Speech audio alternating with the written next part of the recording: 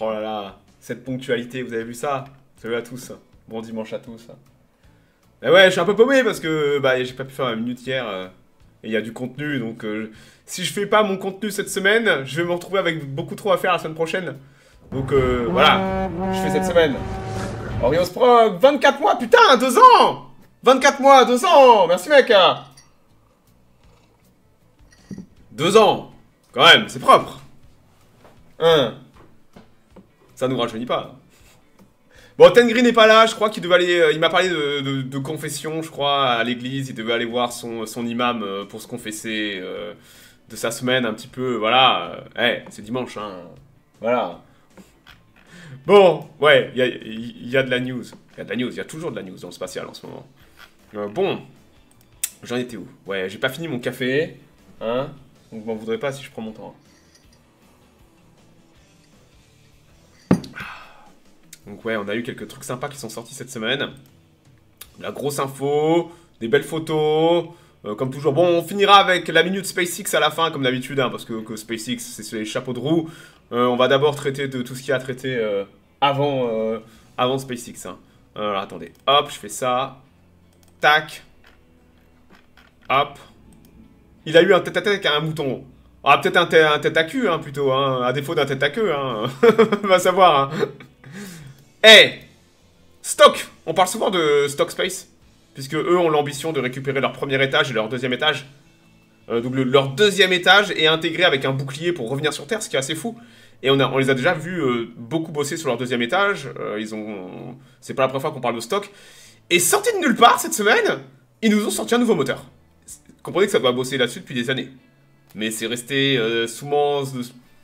derrière les rideaux. Et ça, c'est un moteur au Metalox. Donc sûrement cycle fermé. On en a très peu. Donc on a le Raptor par exemple. Je crois que le BE4 aussi.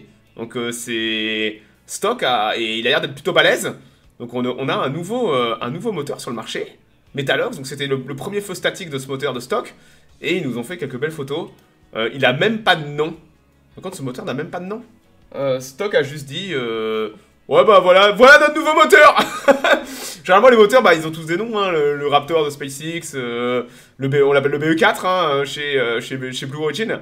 Bah là voilà, c'est le nouveau moteur au Metalox. On aura sûrement un nom. Il y a le moteur Archimède pour la Terran Air chez Rocket Lab.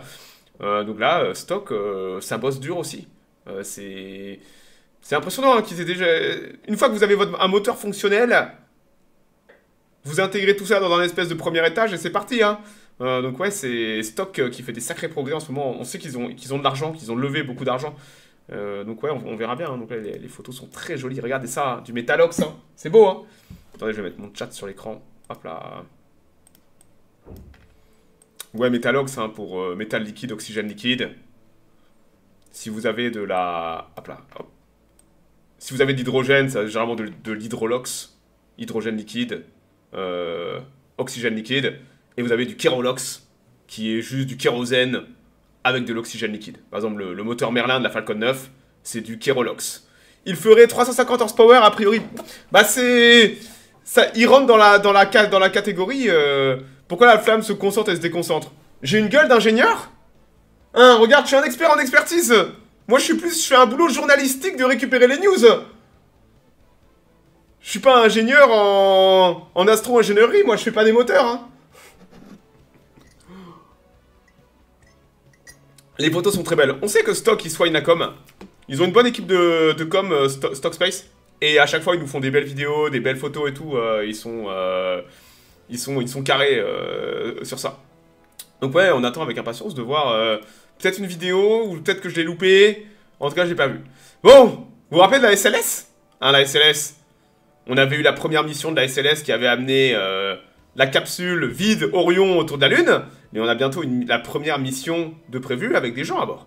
Et c'est vrai que j'avais déjà montré il y a quoi, 2 mois de cela, le premier étage qui était en train d'être intégré avec les moteurs qui avaient déjà été testés, les moteurs RS-25.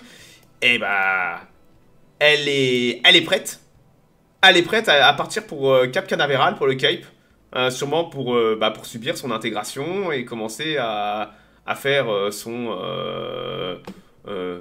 tout toute son évaluation pour la prochaine mission. Donc là, c'était il y a quelques jours.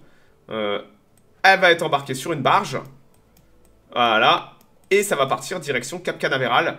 Donc on va avoir, je peux vous dire que cet été, ça va être quelque chose. Hein. On va avoir la SLS au hangar. On va avoir la Vulcan. On va avoir la New Glenn. Ça va être... oh là là là là. C'est propre. Comme disait plein, il y a des chaînes bien plus techniques qui font ça mieux que moi, de gens bien plus compétents que moi. Ouais, là, le technique spatiale, moi je l'ai sur Twitter, mais il y a des gens qui sont bien plus qualifiés que moi pour faire ce genre de sujet, plus technique. Ouais, allumage court, ouais, c'était la première fois qu'il l'a allumé, je crois. Ouais, voilà. Et Ariane, ouais, mais Ariane 6, bon... Écoute, qu'ils amènent leur putain de fusée au pad, là, avec toutes ces années de retard, qu'ils l'amènent, qu'ils l'allument, et déjà, on va voir si ça vole. Hein. Donc, ouais, elle est belle, la SLS, hein. Comme je dis, hein, cette fusée est un gouffre Afrique qui existe que pour des raisons politiques, mais ça reste un des gros lanceurs qu'on ait sur le marché aujourd'hui. Hein. Belle bête, hein. Hop là. On a presque oublié la SLS, mais le problème, c'est qu'on a tellement une actualité incroyable en ce moment qu'on a oublié la SLS. On a oublié que la SLS, depuis Starship, avant Starship, c'était la fusée la plus lourde en service. Sauf que Starship est passé par là entre-temps et a pulvérisé tous les records de la SLS. Entre-temps, en Chine. Alors, je sais pas si vous vous rappelez, mais on parle souvent des ambitions lunaires de la Chine. Mais c'est vrai qu'en ce moment, ils n'ont pas de fusée lunaire à proprement parler. Donc, ils ont 2 fusées en préparation pour ça. La Longue Marche 10.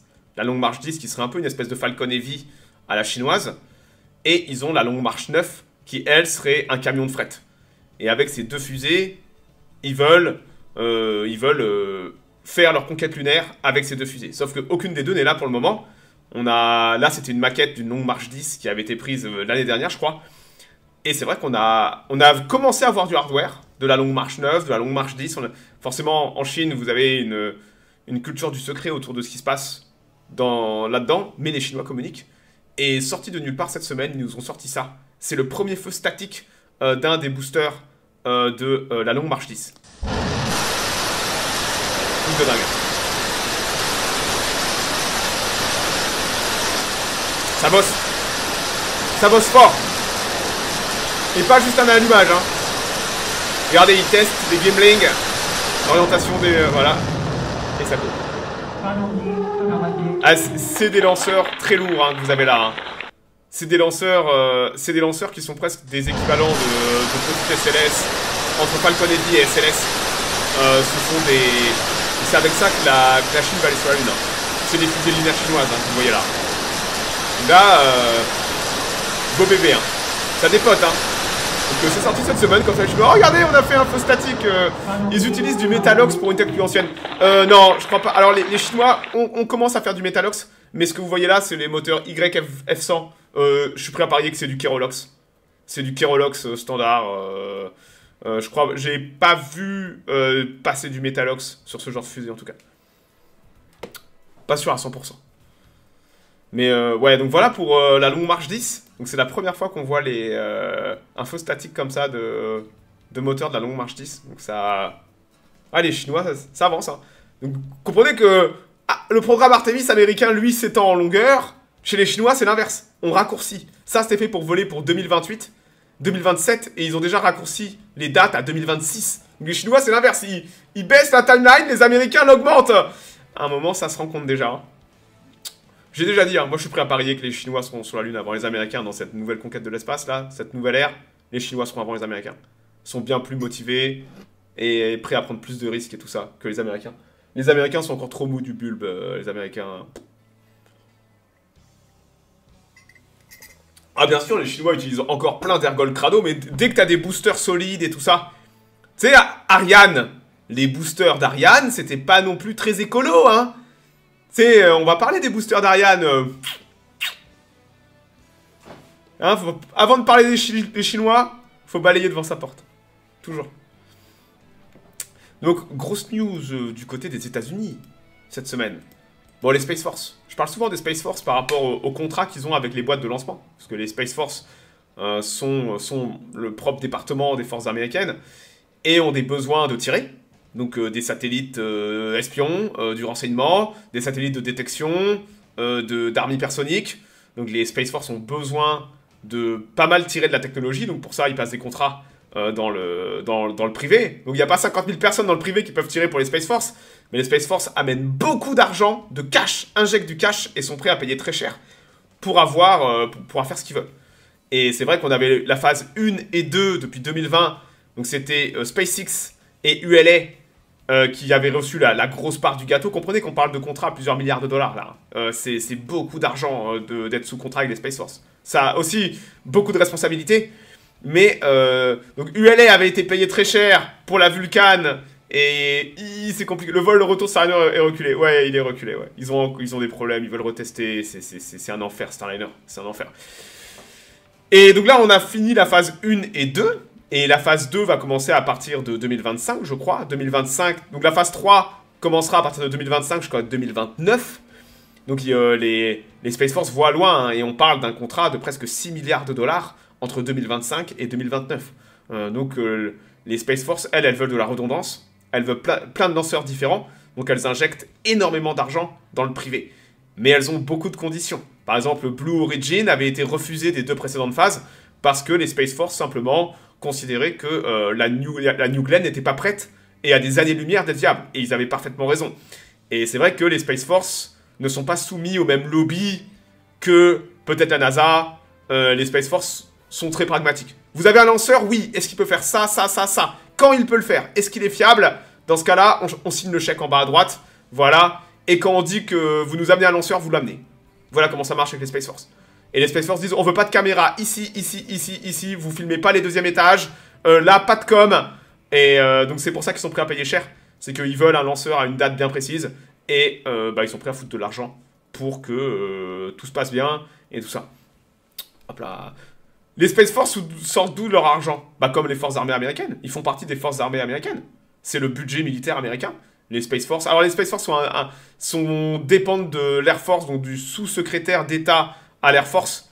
Donc ils sont un peu une branche auxiliaire de l'US Air Force. Même s'ils sont considérés comme indépendants. Sauf au niveau politique, parce qu'ils ont pas un sous-secrétaire qui leur est propre, ils ont un sous-secrétaire de l'Air Force. Voilà. Space Force, surtout des lancements de satellites espions, satellites de renseignement, satellites de détection. En ce moment, on a une course à l'arme hypersonique. Donc, tout le monde est en train de bosser sur les satellites de détection de première alerte pour détecter des armes hypersoniques et tout ça. Donc, il y a un énorme besoin de tirer sans cesse de nouveaux équipements pour les tester, entre autres. On sait aussi que SpaceX bosse avec le Pentagone pour faire Starshield, qui est rien d'autre qu'un espèce de Starlink, un Starlink pour l'armée. Mais on sait aussi qu'ils bossent sur un Starlink de reconnaissance. Donc imaginez une constellation de satellites espions. N'importe où vous êtes, à l'instant T, vous avez quasiment une photo de n'importe où. Vous n'avez pas à faire changer un satellite d'axe, parce que c'est long de dévier un satellite de reconnaissance. Vous devez le mettre sur la bonne orbite, vous devez vous arrêter, hein, ça prend du temps, parfois plusieurs heures. Et on sait que les Space Force sont très intéressés pour faire une constellation de renseignements. Ah, ça ferait passer Big Brother, les gars, pour... c'est un autre monde hein, dont je parle là. Mais qui est déjà en cours de travaux et en phase initiale de déploiement. Donc ouais, on avait donc les phases 3 qui sont sorties cette semaine. Donc c'est beaucoup d'argent. Je vais vous sortir l'article qui date d'il y a 3-4 jours, je crois. Hop, de Space Force. Voilà, Space News. Ça date du 13 juin. C'était il y a 3 jours. Blue Origin, SpaceX et ULA sont en compétition pour les 5,6 milliards de dollars du Pentagone pour les contrats de lancement donc, des Space Force. Washington, les Space Force ont sélectionné Blue Origin, SpaceX et ULA pour la phase 3 du programme de service de lancement. Les 3 compagnies ont gagné donc en contrat potentiel 5,6 milliards pour les 5 prochaines années, a annoncé le Pentagone le 13 juin. Les 3 compagnies vont donc être en compétition pour la période fiscale de 2025 à 2029 sous le programme NSSL de lancement. Les Space Force donc commandent individuellement à chaque compagnie des missions quasiment 2 ans en avance. Et on a quasiment près de 30 lancements sur la Lane 1. Donc ce qu'ils appellent la Lane 1, ils le redisent plus bas, ce qu'ils appellent la Lane 1, c'est l'orbite basse facile à atteindre. Donc rien que sur l'orbite basse facile à atteindre, vous avez 30 tirs qui vont être prévus entre 2024, entre 2025 et 2029. Sachant que vous avez aussi une Lane 2 qui, elle, va concerner certains lanceurs très spécifiques et des orbites un peu plus difficiles. Voilà. Hop. Donc ouais, la phase 3 est une... Alors, vous vous rappelez que Blue Origin était déjà en compétition pour les 2 dernières phases, mais n'avait pas été accepté par les Space Force. Oh yo Chess 15 mois, merci beaucoup mec. Le Pentagone prépare rien pour surveiller les activités lunaires chinoises. Pas pour le moment. En tout cas, rien que j'ai vu passer moi. Et si prépare, tu peux te douter que c'est aussi derrière les rideaux et secret ce qui se fait là.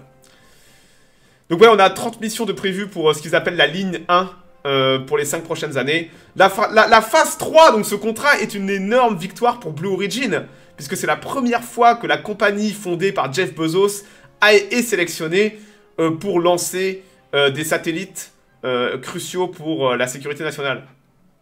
Je vais le rappeler, hein. Blue Origin n'est toujours pas allé en orbite. Blue Origin existe depuis 24 ans. Blue Origin n'est toujours pas allé en orbite. Je dis ça, je dis rien. Ils sont toujours pas allés en orbite. Hein c'est un fait qui mérite d'être souligné. Hop là. Alors, en effet, Blue Origin était rentré dans la compétition pour la phase 2, mais avait pas été accepté. Et en plus de ça, ils avaient amené l'affaire devant les tribunaux et ils avaient été déboutés de la décision, je m'en rappelle. Donc ouais, la New Glenn, parce que c'est de ça qu'on parle, hein, c'est la New Glenn, donc la fusée de Blue Origin, est en développement depuis quasiment 10 ans et se prépare à voler pour la première fois cette année, peut-être cet été, j'ai des doutes, mais écoutez, si Blue Origin le dit, voilà.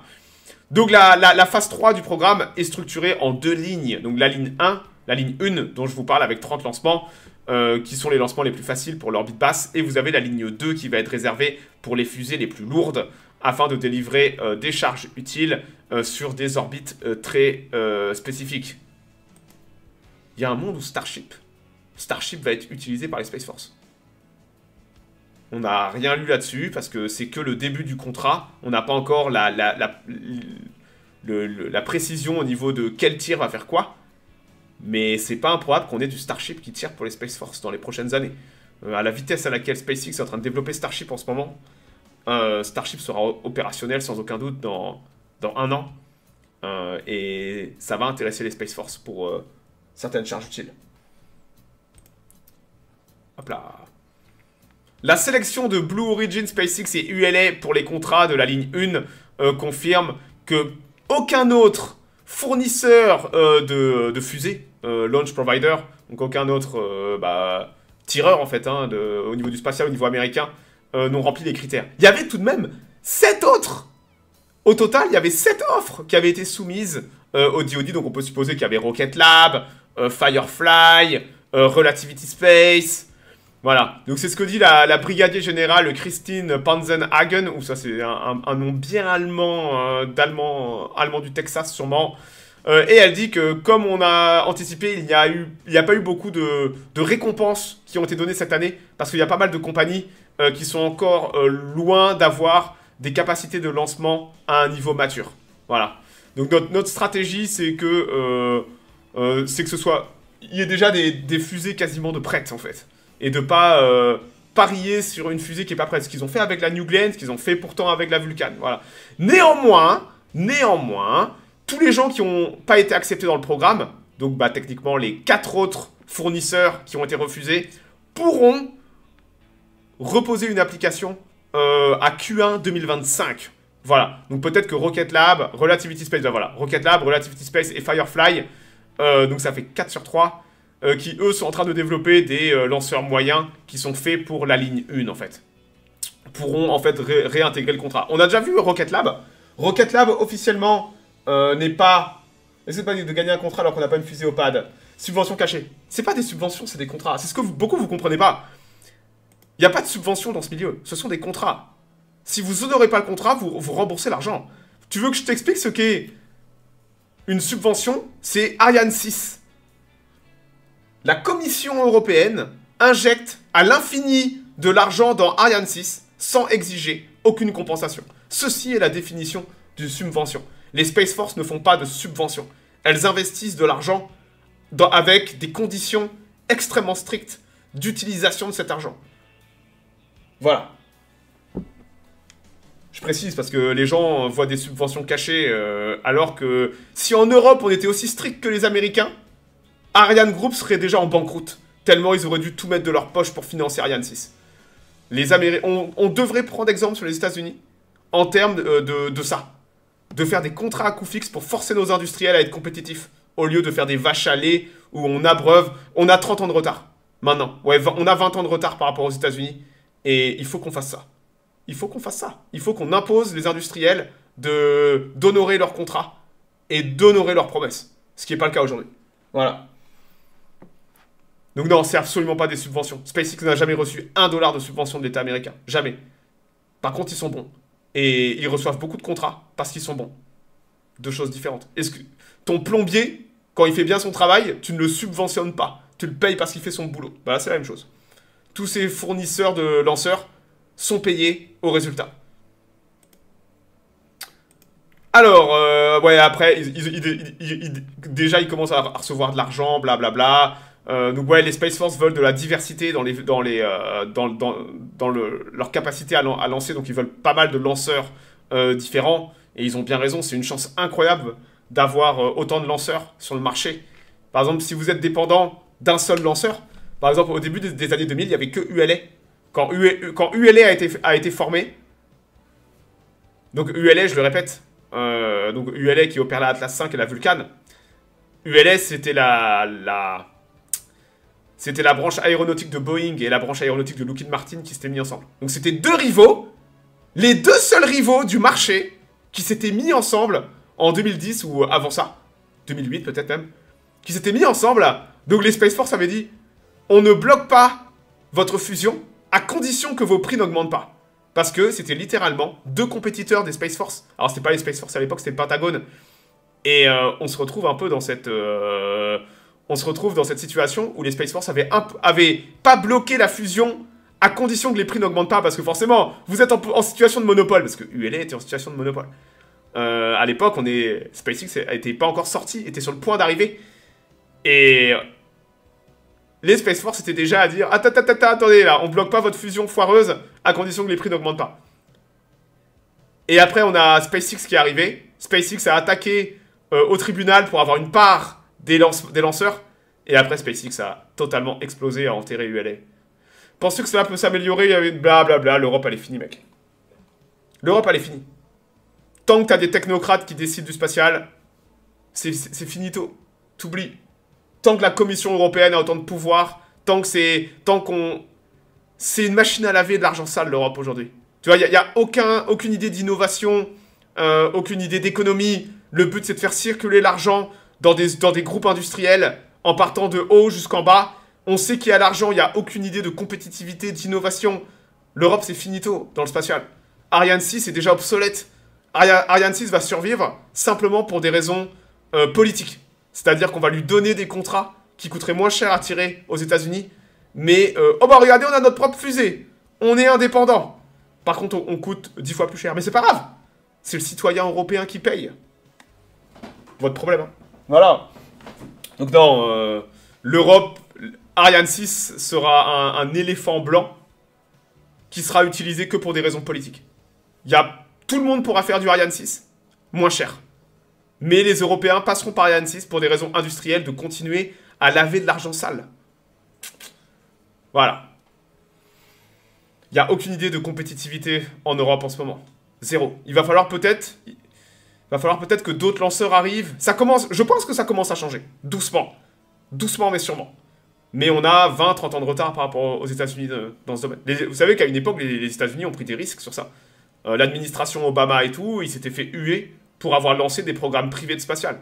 Les dinosaures du spatial, les vaches sacrées de l'aérospatial, Boeing et tout, voyaient d'un très mauvais œil l'émergence de SpaceX et compagnie. Et bah pourtant, ça a été un pari qui a payé pour les États-Unis. Ça a tellement bien payé qu'aujourd'hui SpaceX est en train d'enterrer tout ce petit monde. Mais bon, c'est la vie, hein. Donc voilà pour les Space Force. Donc j'espère qu'on aura bientôt des...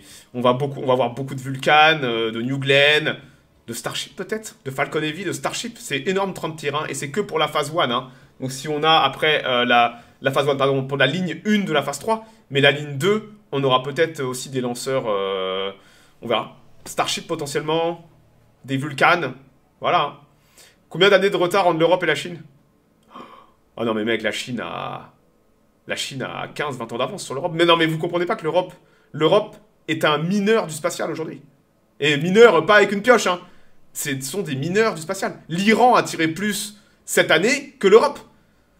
L'Iran, hein, les gardes révolutionnaires, les gardes de la révolution, là, ont tiré plus que l'Europe. On est une nation mineure du spatial. Faut pas nous comparer à la Chine ou aux États-Unis. On ne joue pas dans la même cour. On n'a pas de lanceurs. Et nos lanceurs sont obsolètes, économiquement pas viables, et tout ça va survivre et est devenu un sous-traitant du reste du monde. C'est plutôt le reste du monde qui sous-traite pour nous, hein, dans le spatial, hein. C'est SpaceX qui tire nos trucs, hein, c'est SpaceX notre sous-traitant, hein. C'est nous, on paye les États-Unis pour tirer nos charges utiles, hein. Stratégiques, hein, c'est même pas des... Nos satellites militaires, c'est SpaceX qui les tire, hein. C'est beau, hein. Vous m'auriez dit ça, là, en 2020. Quand la guerre en Ukraine est arrivée, je le savais. Je l'ai dit. Le premier mois de la guerre en Ukraine, j'ai dit, on est baisé. On était dépendant des Russes pour tirer nos charges utiles de Soyouz. À l'instant où les Russes ont dit, on arrête tout, l'Europe, on était baisé. Bon, si on commençait la minute SpaceX, regardez, ça c'est... Voici la flotte de boosters de SpaceX. Voici tous les boosters de Falcon 9 de SpaceX. Et le nombre de fois où ils ont volé, avec quel type de mission. Donc vous avez en jaune US Government, donc les missions des Space Force en jaune. Vous avez Starlink en rouge. Vous avez en bleu les missions commerciales, donc qui sont les missions à l'ISS, de ravitaillement de l'ISS. Vous avez des missions indépendantes de la NASA. Vous avez les missions habitées, avec un petit bonhomme dedans. Donc il y a pas mal de missions habitées aussi, hein, dont des boosters qui ont volé plusieurs fois avec des gens. Par exemple, la B10-62, le vétéran de la flotte, a fait 2 missions habitées. B10-61, ses 2 premières missions, c'est des vols habités. B10-67, 2 missions habitées. B10 80 et 81 ont aussi fait des missions habitées. Vous avez aussi les small sat rideshare, qui sont les rideshare, qui sont les missions où vous prenez plein de CubeSat de 20-30 clients différents et vous mettez ça en orbite. Et on voit qu'on a 2 boosters à 21 missions. Vous avez 2 autres à 20. Vous en avez un à 19. Un à 18. Donc ouais, c'est fou, hein. Donc il y a beaucoup de Starlink, forcément. Mais Starlink est parfait pour SpaceX parce qu'avec Starlink, ça leur permet de tester. Starlink, s'ils perdent une mission Starlink, c'est pas grave. C'est de l'argent de perdu, c'est vrai. Mais avec Starlink, ça leur permet de tester jusqu'où leurs fusées peuvent aller, de tester des nouvelles façons de remettre en condition les fusées, de les récupérer. Dingue. Ils osent pas mettre des humains à plus de 5 utilisations. Absolument. Pour le moment, le A5, 5 est un peu le banc d'essai pour pas mettre plus de gens dedans. Voilà. On verra bien. Mais c'est déjà incroyable que sur 5 missions, ils aient fait 2 missions habitées. Tu sais qu'il y a encore quelques années, une fusée, ça volait une fois. Là, on a des fusées qui volent 21 fois. Et c'est les seuls à faire ça. Donc ouais, là, avec le graphe, on comprend comment ils arrivent à autant tirer. Parce qu'ils n'ont pas beaucoup de fusées en soi, quand on regarde. Ils n'ont pas tant que ça de fusées en stock. Hein. Mais c'est juste que, bah, ils sont devenus bons à les récupérer, à les remettre en condition et les réutiliser. Et on sait qu'il y avait un ingénieur de SpaceX qui avait dit récemment qu'il y avait... donc les moteurs tournent, hein, comme disent, il y a une énorme partie de maintenance derrière qu'on ne connaît pas, en termes de temps et tout, mais on sait qu'il y a des moteurs interchangeables et tout. Et on sait qu'il y avait un ingénieur de SpaceX sur Twitter, il a dit « Ah bah, sur celle-là, il y a un moteur Merlin, donc c'est le moteur de la Falcon 9, qui a volé 23 fois. » Donc il y avait certains moteurs qui volent plus encore. Le moteur avait volé 23 fois sur la fusée, t'es là, putain, les moteurs Merlin, quoi. Totalement dingue. Préparer des choses assez sensibles. Ils ont changé les machines à café, c'est ça? C'est ça les choses sensibles. Ariane Espace, là, ils ont changé les machines à café, là, ils ont mis du Nespresso à la place du café noir. Ou alors ils vont raccourcir de 3 jours le summer break. Il a pas le droit de le dire, mec. C'est une blague, Ariane Espace. Ariane Group est une farce en ce moment. Vous êtes la honte du spatial. Dis à ton pote qu'il trouve un autre métier ou qu'il aille faire un métier chez des gens compétents. Hein, parce que le but, c'est de tirer des fusées. Si tu tires pas de fusée, t'es pas une compagnie de lancement. Hein. Comme Blue Origin, on se fout de la gueule de Blue Origin. Mais Ariane Group, ils sont au même niveau que Blue Origin. Hein. Ils ont pas de fusée. Je lui ai déjà dit. Et il dit quoi? Hein, est-ce que tu lui dis... Alors, il en pense quoi quand SpaceX tire 3-4 fois dans la même semaine? Hein, ça dit quoi? Il dit quoi? Moi, je serais curieux d'avoir ce que pensent les gens de Ariane Group, de voir ce que fait SpaceX. Parce que moi je me sentirais honteux. Hein. Je serais là, mais...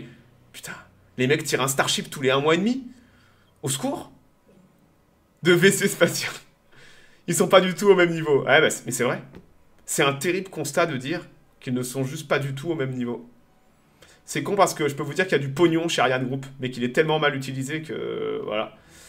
Ouais, ils sont pas au même niveau. Un terrible constat d'échec. Donc ouais, voilà. Bon, vous vous rappelez du vol de Starship? C'était incroyable, hein. C'est il y a 2 semaines et demie. Et... on n'avait pas eu d'image du booster, de l'atterrissage du booster qui avait fait un splash. Les images sont sorties. Ou en tout cas, un premier jet d'images est sorti. Donc c'est plusieurs caméras, je vais vous expliquer un peu qui a filmé ça. Ça, c'est la chute du booster. B10. Rallumage, les 9 moteurs.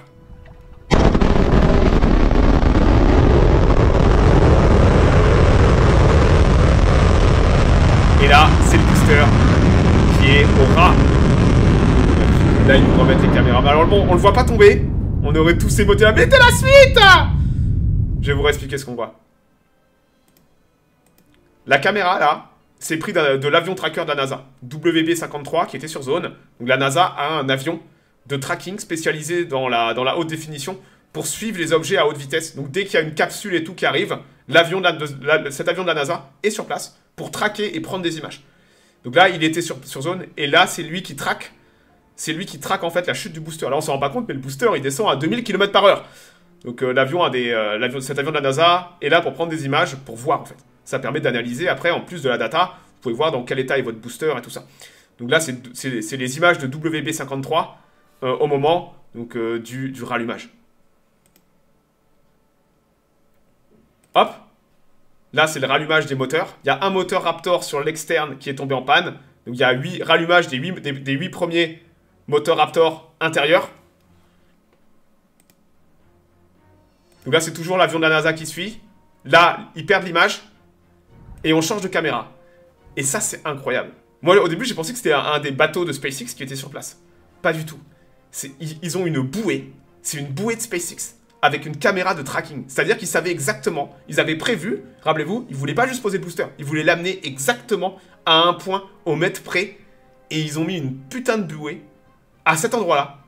Avec les caméras de tracking bien orientées. Regardez, la caméra, elle est parfaitement orientée. Là, vous entendez le booster qui passe le plafond nuageux. Donc, en fait, ils ont mis 2 films ensemble. Ils ont mis l'avion de la NASA, les images de la NASA, fournies par WB-53. Et après, la suite du film avec la caméra prise sur la bouée. Et là, vous avez le booster qui passe les nuages. Donc là, il y a les 9 Raptors d'allumés. Potes, là, ils ont... Donc, la gerbe de flammes que vous voyez, c'est pas grave. C'est pas grave du tout. Le moteur Raptor, quand il s'éteint, donc c'est du métalox, méthane liquide, oxygène liquide. Les moteurs vont purger ce qui reste. Donc les moteurs éteints vont purger ce qui reste du système. Donc ça brûle. Donc en fait, quand là, ça descend, c'est les restes d'oxygène liquide et de méthane liquide des 4 moteurs. Des 4 moteurs qui étaient allumés sur la bordure extérieure. Bah ouais, le 5e, c'est pas allumé. Qui purgent. Donc ce que vous voyez là, c'est juste les restes. Donc c'est pas une boule de feu, il est pas en train de péter le machin. C'est juste simplement les purges des 4 moteurs Raptor centraux qui viennent de s'éteindre. Et il y a les 3 Raptors au centre qui eux continuent pour finir en fait. Incroyable. voyez là, la mer? On se rend pas compte qu'il fait 75 mètres, hein. C'est un putain d'immeuble là qui est en train de se poser, un crème. Hein. Précision de fou, hein. Qu'il y avait un problème. Il n'y avait pas un problème. C'est simplement... Alors, ils ont perdu un moteur. Donc, on sait pas si le moteur a pété ou quoi. Mais la gerbe de flamme, elle, est normale. C'est simplement la procédure d'arrêt des Raptors. Et vu que ça descend, les flammes montent. Rien d'exceptionnel, voilà. Et ouais, prime à la compétitivité, 35 heures contre 50 heures. Bien sûr. Faut savoir ce que tu veux dans la vie, hein. Si tu veux être à la traîne, c'est pas avec du... Si tu veux être à la traîne et rester à la traîne, c'est pas avec du 35 heures que tu vas avancer, hein. Voilà, hein. Météo pas facile, la météo était bien merdique sur zone là. Alors, il n'y a pas de vent ni rien, mais c'est le plafond est bas en fait. Et là, voilà. On va se le faire. Incroyable, hein.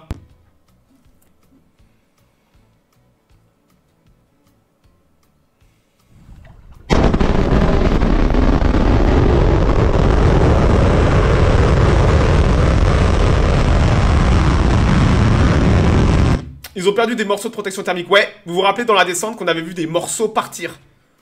Donc ils ont perdu des morceaux, sûrement des protections, des moteurs sur les côtés et tout ça. Donc ouais, il y a encore des choses à améliorer, mais le fait qu'il l'ait amené là, tranquille comme ça, incroyable. Et ils ont perdu un moteur. C'est beau, hein. Et voilà. Donc la question c'est quand est-ce que ça revole? Et qu'est-ce qu'ils vont faire? Bah, Elon Musk, ça fait déjà plusieurs fois qu'il dit on va récupérer le booster maintenant. Et il a dit fin juillet. Bon, en tout cas, c'est leur prévision à eux. Fin juillet, nouvelle tentative. La FAA commence à leur lâcher les basques. Ils ont montré qu'ils contrôlaient le machin. Et la FAA, donc je vous avais dit il y a 2 ou 3 semaines qu'ils avaient lancé la procédure pour ne plus considérer Starship comme un danger. Donc pour faire évoluer le dossier dans le bon sens, pour raccourcir les délais et les procédures et tout. Et la FAA a donné son accord il y a quelques jours. Donc pour faire ça, maintenant ils peuvent tirer, ils peuvent, avec la même licence, ils ont juste qu'à redemander la même licence, à moins qu'il y ait des changements de plan, de vol et tout. Et normalement, fin juillet, ils vont essayer de récupérer le booster avec la tour. Hein? Ils vont essayer de récupérer le booster au lieu de le foutre à la flotte. Le booster va revenir se poser à la tour. C'est des malades. Parce qu'ils n'ont pas d'autres pads. Le booster, il fait 250 tonnes, hein, il est plus lourd que la navette spatiale. Hein. Vous voyez le truc? Faut pas que ça se crache, hein. Faut pas se louper, donc... on va voir. Moi j'ai du mal à y croire qu'ils vont faire ça comme ça. J'aurais dit, on recommence une autre fois pour récupérer de la data et tout ça. Et là, les mecs disent non, on va all-in, quoi. Mais ça, c'est Elon Musk, hein. Moi, je suis sûr que Musk, il dit à ses ingénieurs, vous le tentez. Vous le tentez. Ça serait le genre de Musk, ce genre de pari un peu fou. Et voilà. Donc, entre-temps, vous vous rappelez que le S-29 était rentré dans l'atmosphère, c'était posé au large de l'Australie. On se rappelle du bouclier thermique et tout ça. Eh ben, ils ont récupéré beaucoup de data. Et ça, regardez, c'est S-30. S-30, donc qui est potentiellement le successeur, qui est déjà prêt, hein. Ils sont en train d'enlever tout le bouclier de S-30 pour mettre un nouveau bouclier. Ils ont récupéré... Donc quelqu'un me demandait, mais Pépé, comment ils font pour changer un véhicule par rapport à ce qu'ils ont appris? Là, tu l'as. Ils sont en train en urgence de démonter le bouclier de S-30 pour installer des nouvelles tuiles. Ils apprennent, ils ont récupéré de la data qui les intéresse et ils vont tester autre chose en termes de bouclier, voir si ça résiste mieux, peut-être des nouvelles tuiles. Je crois qu'il y a des nouvelles tuiles et aussi un revêtement abrasif un peu différent. Et là, en urgence, ils sont en train de tout enlever. Il y a des milliers de tuiles. Ils enlèvent les milliers de tuiles avec un énorme échafaudage. Vous regardez, hein, là, vous avez les mecs en train d'enlever, on se rend pas compte, hein, de la taille, hein, il fait plus de 50 mètres Starship. Hein. Vous voyez là, la petite grue avec les gens? C'est un énorme échafaudage, donc il faut enlever toutes les tuiles à la main. Et ils vont en mettre des nouvelles, voilà. Ils vont attendre d'avoir un second pad ou au moins un tir, sinon c'est risqué. Ouais, mais ça c'est ce que des gens sensés de Ariane Group feraient. Mais SpaceX, c'est pas Ariane Group. SpaceX, on le sait, ils sont prêts à prendre des risques. S'ils considèrent que la data est bonne, ils vont y aller. 18 000 tuiles, ouais, quelque chose comme ça. Des gens sensés attendraient que le second pad soit opérationnel pour faire ça. Mais on sait qu'à SpaceX, ils sont pas censés. Et ils sont prêts à prendre des gros risques pour aller plus vite. On veut tous voir la tour. On veut tous voir fin juillet la tour récupérée B11. Hein, ça serait fou. Oh, Lou Yang, attends. pu a été bloqué par mon automode. Non, ils l'ont pas récupéré. Le booster, ils l'ont coulé. Il y avait des ballasts dessus. Ils l'ont coulé parce que, en fait, ils peuvent même pas le soulever. Tu sais, le booster, ils peuvent même pas le soulever. Tu sais, le booster, il est à la flotte. Tu peux pas le soulever. Ils ont récupéré la... En fait, le booster, ils s'en foutent. Le booster, c'est de la ferraille. Il est considéré comme perdu. C'est un crash test. C'est comme une bagnole après les crash tests. Tu la récupères pas, la bagnole, tu la balances. Bah là, pareil. Ils ont récupéré toute la data qu'ils voulaient. Et le booster, ils ouvrent les vannes. Ça se remplit d'eau. Et ils l'ont coulé en eau profonde, sûrement. Voilà. Part d'une couche de silicone en dessous des tuyaux. Ok, d'accord. Donc ouais, sûrement un truc de ce genre-là. Donc ils vont tester... S'ils récupèrent B12, ils vont tester la réutilisation. Je pense pas. Je pense pas qu'ils vont tester la réutilisation directe, mais au moins, ils vont voir quelles sont les procédures, parce qu'on s'en rend pas compte, mais c'est pas facile de réutiliser. Donc on va voir déjà c'est dans quel état. On va le ramener, on va enlever les moteurs, on va tout regarder, on va refaire des feux statiques avec les moteurs, et je ne pense pas qu'il revolera, mais ça va leur permettre de commencer à faire une fiche de procédure, de réutilisation, de qu'est-ce qui doit être changé, comment. On sait qu'ils peuvent enlever des moteurs Raptor, changer de moteur Raptor en 1 ou 2 heures, ce qui est incroyable. On enlève un moteur Raptor, on en met un nouveau, et ils vont pouvoir tester énormément de choses. Et c'est un truc de malade. Donc là, on a déjà les conséquences du vol devant nous, c'est qu'ils sont en train de changer le bouclier, et ils vont tester un autre type de bouclier. Ils ont vu où ça chauffait le plus. Vous comprenez que c'est dingue, ils ont vu où ça chauffait, qu'est-ce qu'il faut changer, ils vont améliorer tout ça, voilà. Hop là, à son 21e vol, mais ça va aller vite, hein. À moins qu'à un moment Starship ait un énorme problème et explose sur le pad ou détruise, ça va aller très très vite, hein. Vous vous rendez compte, on est... Enfin, s'ils volent fin juillet, on aura eu 3 vols en 6 mois. C'est déjà dément, en termes d'aérospatial, voilà. Moins de temps que pour changer un moteur de voiture, ouais. Parce que Starship a été designé comme ça, pour changer très rapidement les moteurs, clac, clac, clac, clac, clac, ils ont une petite machine et tout, ça va super vite de changer un moteur. On a vu des Raptors être changés à une vitesse, mais dingue. Bon, pendant ce temps, vous vous rappelez que... Il y a la deuxième tour, qui est presque... Il y a les composants de la deuxième tour, mais il y avait les chopsticks qui étaient au Cape, avec les 2 derniers composants de la deuxième tour qui doit être installée à Boca Chica, et ça avait été mis sur une barge. Bah la barge, elle est en chemin, hein. Regardez, ça a été pris il y a quelques jours. Donc ça a quitté la Floride, direction le Texas. Donc là, c'est les chopsticks de la deuxième tour, qui sont un petit peu plus courts que la première. Et vous avez les composants. Donc c'est énorme, ça, on s'en rend pas compte, hein, mais matez un petit peu les monstres. Je la remets.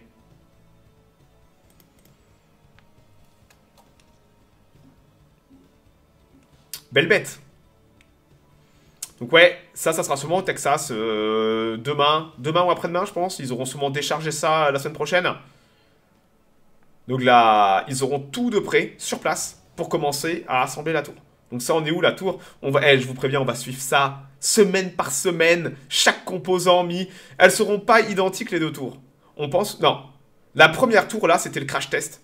Ils étaient pas contents de la tour. Elle a été trop longue à assembler. Ils en ont fait une autre. Ils en ont monté une autre beaucoup plus rapidement au Cape. Et là, ça sera la 3e qu'ils vont monter. Ils sont en train d'optimiser la tour pour que ça aille de plus en plus rapidement, avec toutes les tuyauteries directement intégrées dans les tronçons et tout. Du boulot de soudeur. Mais c'est assez fou. La vitesse, elles sont faites pour être montées rapidement. Donc ça, c'était il y a 2 semaines. Ça datait de début juin. Donc là, c'est les fondations de la nouvelle tour. Donc l'ancienne, l'autre tour est juste... Oula, ça c'est le chat, hein. Regardez. Pardon. Hop. Donc l'autre tour est là, et ça, c'est les fondations de la deuxième tour. C'était il y a 2 semaines. 2 semaines. Ça a été pris il y a 2-3 jours.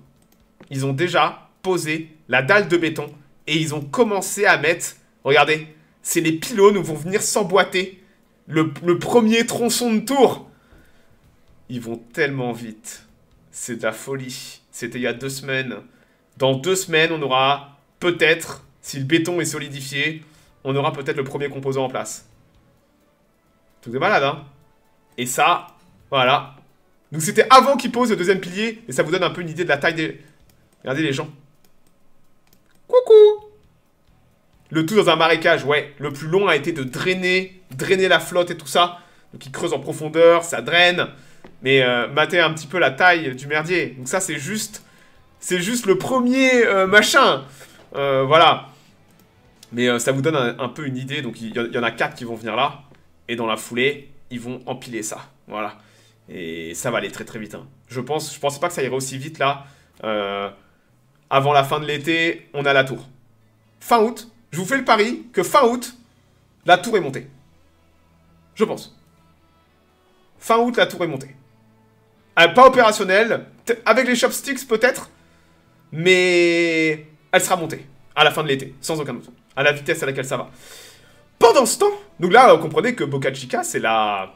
Boca, c'est vraiment le laboratoire. C'est là qu'ils testent absolument Starship et tout ça, donc c'est vraiment une zone d'essai. À long terme, la vraie base d'opération de Starship, ça va être la Floride, ça va être Cap Canaveral. Et ça commence déjà, on sait qu'il y a déjà de l'infrastructure en place, ils ont construit une tour et tout ça. Et c'est vrai que SpaceX va faire monter dès que Starship sera prêt. Et vous avez vu que ça va vite, Starship, et déjà commence déjà à être prêt. Ça va commencer à tirer de Cap Canaveral, Starship. Donc il va falloir des autorisations et tout ça. Et il y a quelques semaines de cela, SpaceX avait demandé, donc ça c'est public, hein, mais il faut chercher un petit peu, avait demandé à commencer à travailler avec tout ce qui touche environnement, de qu'est-ce qu'on va faire et tout ça. Et on a déjà une tour qui est opérationnelle. Et ce qu'on sait en détail, c'est qu'on va avoir 2 tours. Une tour de tir, une tour de récupération au pad LC-39. Donc il y aura 2 tours pour Starship. Une tour de tir. Et ils récupéreront le booster sur une autre tour. Donc sûrement avec moins d'infrastructure sur cette tour. Donc on aura 2 tours de tir à LC-39. Et... ce qui est dingue, c'est ce que SpaceX a demandé. Donc voilà l'impact environmental impact statement, donc la déclaration c'est fait avec la FAA.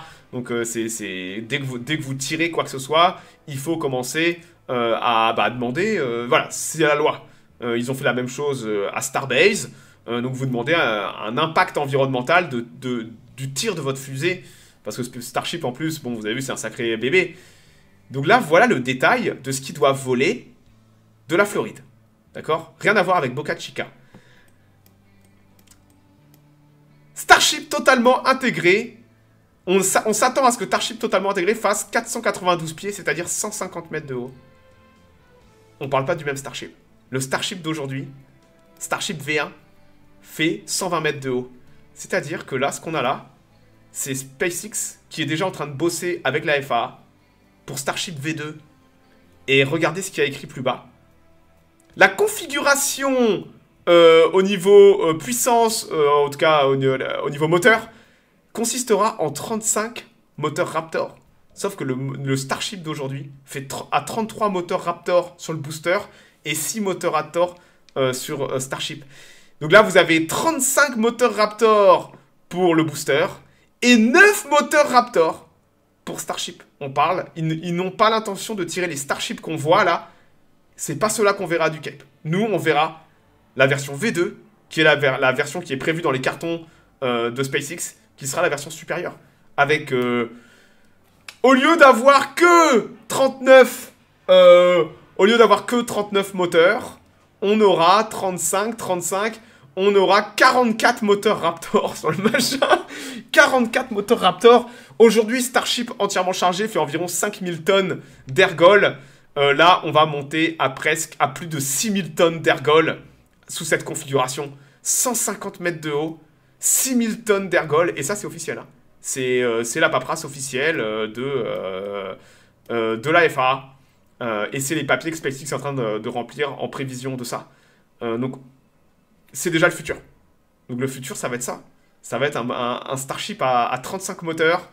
C'est...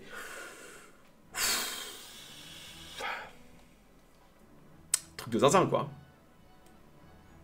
Hâte de voir. Ça va ressembler à Starship, mais en beaucoup plus haut et plus gros. Là, le Starship qu'on voit est déjà énorme, hein, regardez. Ça fait déjà 120 mètres de haut. Là, il va faire 150 mètres de haut. 30 mètres de plus. Oh, putain. On n'imagine pas, hein, parce que c'est tellement déjà énorme. Donc ouais, 150 mètres, ça commence à faire beaucoup, hein. Mais si ça vole déjà avec 120 mètres... En fait, c'est ça. Comprenez que le système, aujourd'hui, Starship fonctionne. Starship fonctionne très bien. Donc si ça marche à 120 mètres, il n'y a pas de raison que ça marche pas à 150 mètres. Donc voilà les plans officiels de ce qui doit décoller du Cape Sûrement dans 2-3 ans. Hein. Comprenez que ça, c'est plus proche qu'on le pense. Hein. À la vitesse à laquelle va SpaceX. Ça peut être dans 2 ans. Dans 2 ans, même pas. Et il va falloir construire les infrastructures, c'est ça qui va être le plus long. Mais il y a déjà quasiment tout prêt au Cape. Il y a une Star Factory qui est installée. Il n'y a plus qu'à remplir tout ça et construire les pads et tout. Mais 150 mètres de haut, bordel. L'avenir du spatial, si on se fout pas en l'air d'ici là, ça va être quelque chose. Hein. Oh là là là là. Et dites-vous qu'ils ont prévu d'en faire voler, de falconiser ça. Ça sera pas un tir par an. Ça va être du 3 tirs par semaine. Ils ont prévu vraiment de falconiser Starship, voire même plus encore. Tout réutilisable et tout ça. Donc c'est aussi incroyable que terrifiant d'imaginer d'imaginer ça. Mais c'est génial. On vit une époque incroyable en spatial. On a de la chance de voir ça. On a beaucoup de chance. Moi, dans ma jeunesse, ils faisaient pousser des concombres à bord de l'ISS. C'était terrible.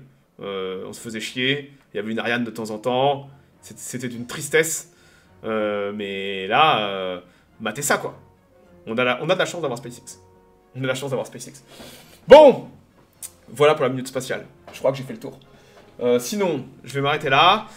Ce soir, je ferai du Medieval 2 Total War. On va se refrotter à la Moria.